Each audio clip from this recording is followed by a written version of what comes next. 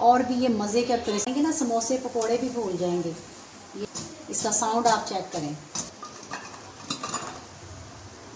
बिस्मिल्लाहिर्रहमानिर्रहीम, अस्सलाम वालेकुम वीवर, शुगुफ्ता के ज़ायकों के सफ़र में खुश आमदीद।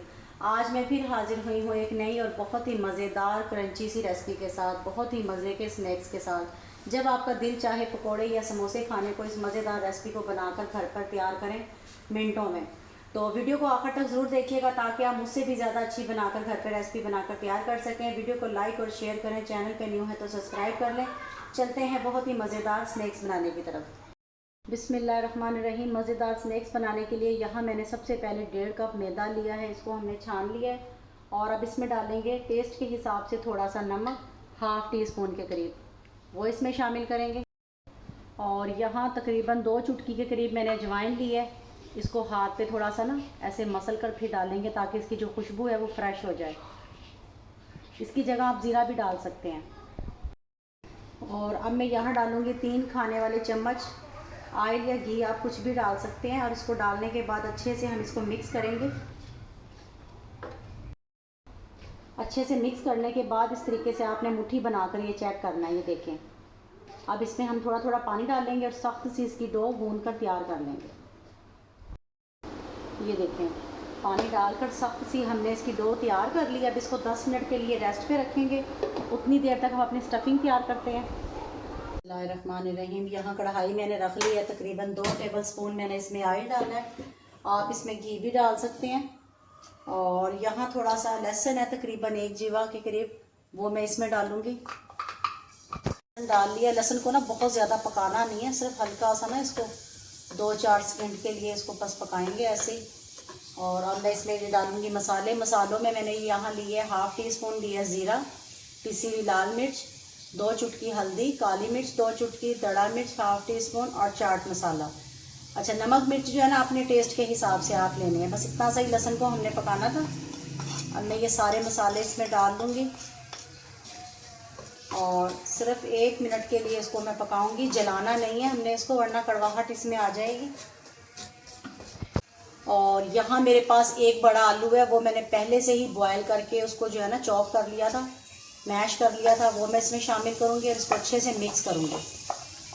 और इसको मिक्स करने के बाद ना मैंने इसको 1 मिनट अच्छे से पका लिया है।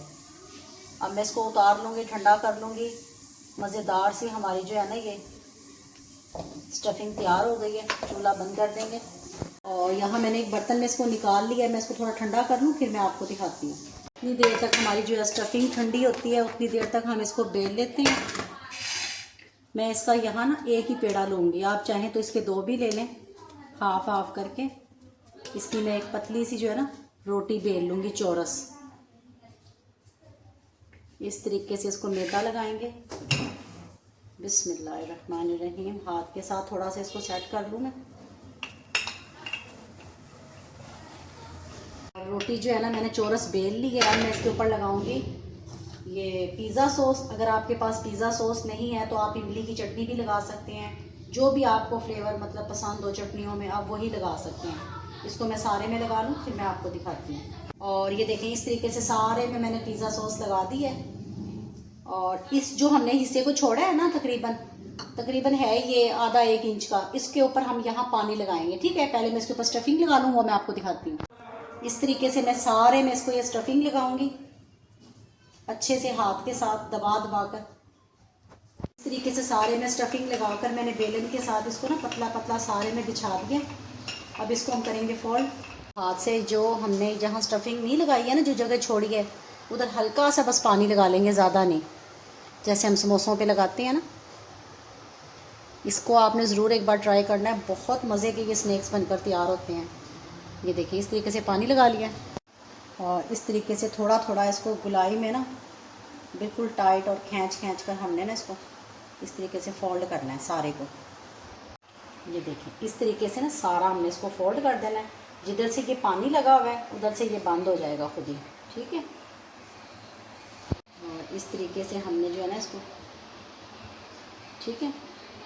अब इसकी मैं करूँगी कटिंग और अब मैं इसके यहाँ ऐसे कटिंग करूँगी। ठीक है, दबा के ना आपने एकदम से इसको नहीं करना, इस तरीके से काटते हुए ना हमने इसको लेकर जाना है इतना इतना। ठीक है, इसी तरीके से मैं ये,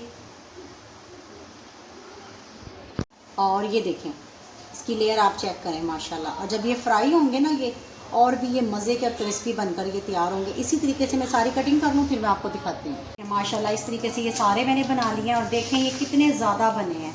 सिर्फ 1.5 कप मैदा और 1 आलू के साथ कैसे मज़ेदार ये बनकर तैयार होंगे। घी जो है हमारा ऑयल गर्म हो गया है और बिस्मिल्लाहिर्रहमानिर्रहीम बिल्कुल हल्के सी आंच पे हमने इसको रखा हुआ है और तकरीबन 1.5 से 2 मिनट हम एक साइड पे इसको पकाएंगे।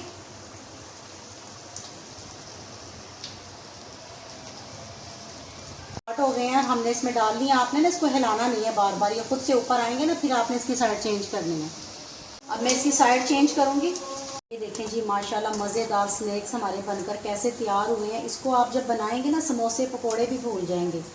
ये देखें इस तरीके से, इसका साउंड आप चेक करें।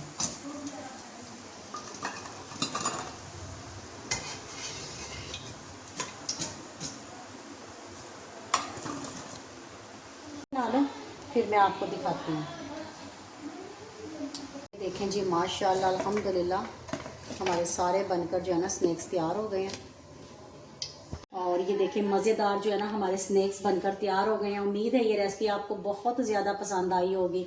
इसे ज़्यादा से ज़्यादा शेयर करें, लाइक करें, कमेंट बॉक्स में अपनी कीमती राय का इजहार ज़रूर कीजिएगा और मुझे बहुत अच्छा लगेगा। चैनल पे न्यू है तो सब्सक्राइब कर लें, बेल आइकन को प्रेस कर लें ताकि आने वाली हर अच्छी वीडियो का नोटिफिकेशन सबसे पहले आपको मिले। अगली वीडियो तक शगुफ्ता के ज़ैकों की तरफ से अल्लाह हाफिज़।